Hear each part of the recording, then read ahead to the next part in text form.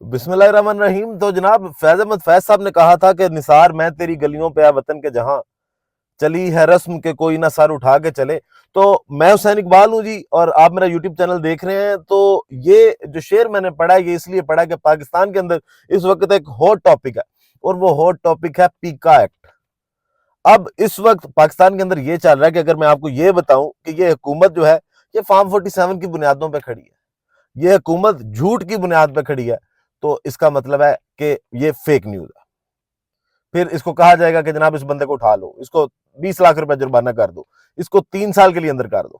یا اگر کوئی بندہ اگر اس طرح کی بات کرتا ہے کہ یار میرے ذرائع یہ کہتے ہیں کہ حکومت کل اسمبلیاں تحلیل کرنے جا رہی ہے، تو پھر وہ بھی ایک فیک نیوز ہوگی کہ جناب ابھی ایک چیز ہوئی نہیں، آپ نے پہلی خبر دے دی ہے. تو اب صرف وہی ہوگا کہ جو آپ کو بتا دیا جائے گا، آپ نے اس سے باہر نہیں جانا، اور خاص کر اس میں پاکستان مسلم لیگ نون کے خلاف بات نہیں کرنی. اور پھر لالی پاپ کیا دیے جا رہے ہیں اس پہ بات کریں گے، اور اس کے ساتھ ساتھ آپ کو بتائیں گے کہ فارم 47 کا سہارا لے کر جو حکومت آئی اس کی کیا اوقات ہے، اور اس کی وجہ سے پاکستان اس وقت کہاں پہ کھڑا ہے. اور اس کے ساتھ ساتھ ان کے اتحادی فارم 47 والوں کے جو اتحادی ہیں، نون لیگ کے جو اتحادی ہیں، ان کی کیا اوقات ہے.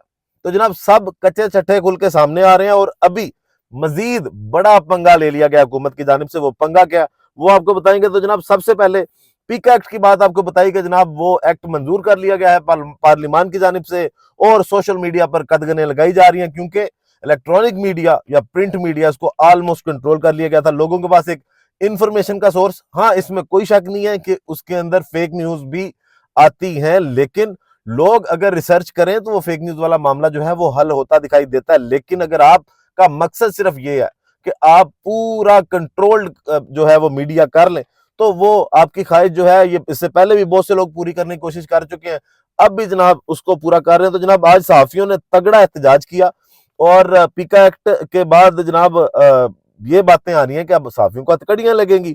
تمام صحافتی تنظیمیں متحد ہو کر آگے بڑھیں، اپوزیشن ساتھ دے گی. پاکستان اپوزیشن لیڈر عمر ایوب صاحب نے جناب خطاب کیا تو انہوں نے کہا ہم آپ کے ساتھ کھڑے ہیں. حالانکہ یہ کام پاکستان تحریک انصاف نے شروع کیا تھا اپنے دور کے اندر، لیکن چلیں اب اس کے اندر جو ترمیم کی جا رہی ہے یہ زیادہ بری ہے. اب جناب اس کے بعد اگلی بات کریں تو شبلی فراز صاحب نے بھی وہاں پہ بات کی. انہوں نے کہا کہ چراغ سب کے بجھیں گے، ہوا کسی کی نہیں، تو ان سے بہتر یہ کوئی بھی نہیں جانتا.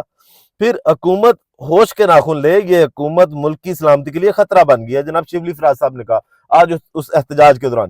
پھر خواجہ آصف صاحب بھی جناب وہاں پہ بولے، اور انہوں نے کہا کہ پیکا ایکٹ پر احتجاج کرنے والے اپنے گریبان میں جھانکیں، آزادی صحافت کے ساتھ ہوں. جناب جتنے کو آپ آزادی صحافت کے ساتھ ہیں وہ سب کو پتہ چل رہا ہے جیسی جیسی اس کے اندر پابندیاں لگائی جا رہی ہیں. اور لالی پاپ کیا دیا جا رہا ہے کہ جناب الیکٹرانک میڈیا اور پرنٹ میڈیا کا جو ورکر ہے اس کو بچانے کے لیے کہ جی اس کو تنخواہیں نہیں دی جا رہی تو سوشل میڈیا پہ سارا پیسہ جا رہا ہے، اور یہ باتیں کرنا کہ حکومت کے حصے میں ٹیکس نہیں جاتا. جناب جب بھی ڈالر اگر آپ کے کسی پاکستانی بینک اکاؤنٹ میں آتے ہیں تو حکومت کے اکاؤنٹ میں ٹیکس چلا جاتا ہے. پھر اس بنیاد پہ جناب لوگوں کو آپ لالی پاپ کہ وہ آپ کہہ لینا کہ مرچوں کے اوپر شہد لگا کے آپ چٹوا رہے ہیں جناب، اینڈ سے جب آپ کھائیں گے تو اس کو پتہ چلے گا. تو اس کے ساتھ ساتھ جناب خیبر پختونخوا اسمبلی نے پیکا ترمیمی ایکٹ کے خلاف مذمتی قرارداد جو ہے وہ بھی منظور کر لی گئی ہے. تو اب صحافی جو ہیں ان کو بڑا پھونک پھونک کے قدم رکھنے پڑیں گے کہ جناب ہر قدم پہ ان کے لیے مزید مشکلات جو ہیں وہ بنا دی گئی ہیں. اس کے بعد اگلی بات کریں جناب کہ اب اوقات کیا ہے. آپ کو پہلے بھی بتایا تھا کہ مشاہد حسین صاحب نے کہا تھا کہ ہمارے وزیر اعظم صاحب کی اوقات یہ ہے کہ ان کو خط کا جواب بھی نہیں ملا. وہ درخواست جو بائیڈن سے کی گئی تھی کہ جناب ان کو معافی دی جائے، تو وہ جناب خط کا جواب آ گیا جی. لیکن شہباز شریف صاحب کے لیے ڈوب جانے کا مطلب ڈوب مرنے کے مقام پہ سوئمنگ کرنے کا مقام ہے، کیونکہ یہ یہی کرتے رہے.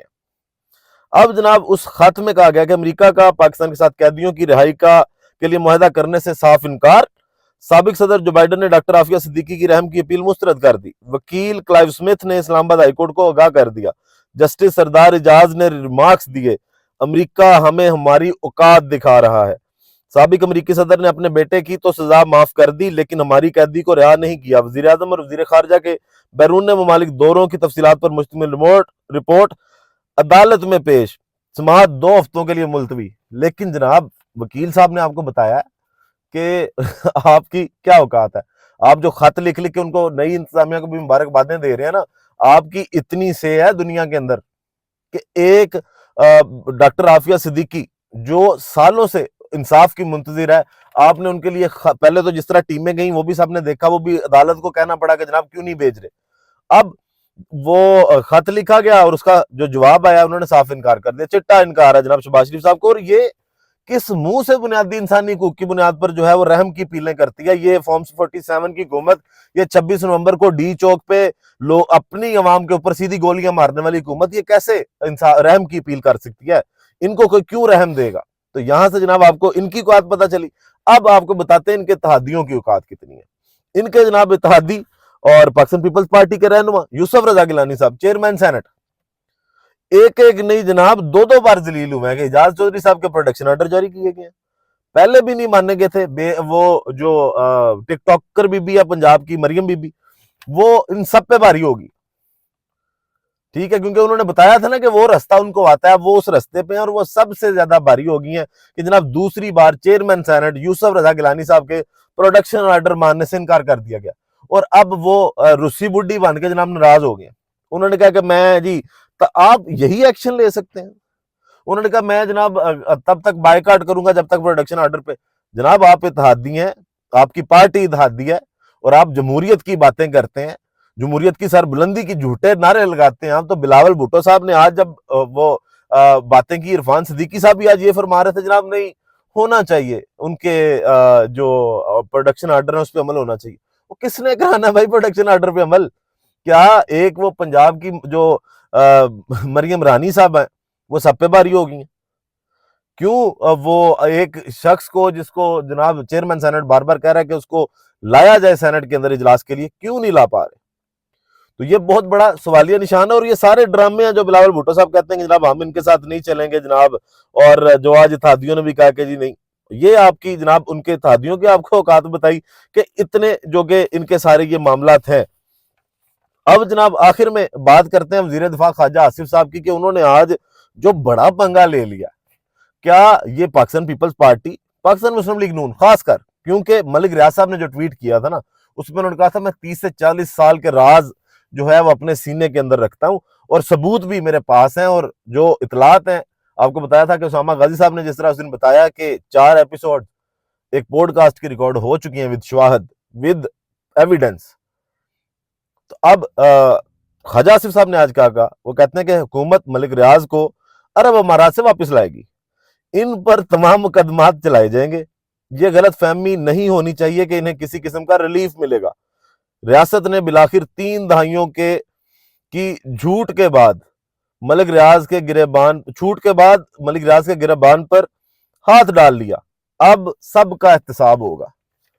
جناب اس سے پہلے تھا تارڑ صاحب, اور اب خواجہ آصف صاحب اور ملک ریاض صاحب جیسے بندے کے بارے میں جس کے اوپر چینلز پہ نام نہیں لیا جاتا, جنہوں نے آصف زرداری صاحب کو بلاول ہاؤس گفٹ کیا ہوا ہے, جو ان کو 555 نمبر کی گاڑیاں دیتے رہے ہیں. اور اس میں ہو سکتا ہے پیپلز پارٹی بھی, پاکستان تحریک انصاف بھی اس کی بینیفیشری ہو, لیکن اگر پاکستان تحریک انصاف کے 42 ماہ کو نکال دیا جائے اور اس کے بعد جو باقی 25 سے 30 سال بچتے ہیں اس کے کچے چٹھے سامنے آتے ہیں, تو سب کو پتا ہے کہ زیادہ ڈیمیج جو ہے وہ کس کو ہوگا. اور اب اتنا بڑا پنگا اگر انہوں نے لے لیا تو کیا یہ پنگا افورڈ کرتے ہیں یا نہیں کرتے؟